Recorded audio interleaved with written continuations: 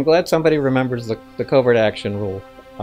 That's definitely one thing that we think about when we put together a game that has both a strategic element and a tactical element. And the covert action rule, for those few of you who probably haven't studied, is not to put together a really cool strategy layer with a really cool tactical layer, which is kind of what we did in covert action. And the problem there was you'd have this really cool mystery that you were unraveling in the strategy layer, and you'd go into the tactical layer and you'd be sneaking through a building and uncovering wiretaps and opening safes and doing all sorts of cool stuff for 15 minutes.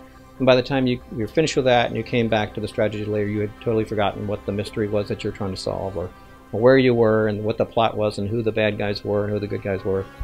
And it kind of boils down to two great games are not better than one great game. And so whenever we have a game with strategy and tactics together, we have to decide, where does the center of gravity lie in this game? Where are you spending your time? What is the main element of the game? And in both XCOM and in Starships, that's in the tactical layer. So the strategy is cool, it's fun, but it's not a place where you're spending minutes and minutes or hours and hours. It's a place that kind of prepares you for the next mission.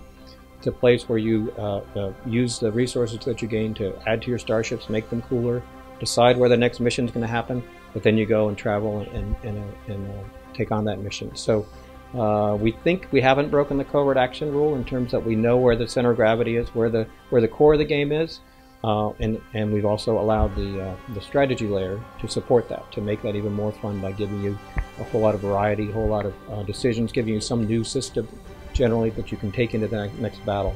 But we think the rule still applies in Starships.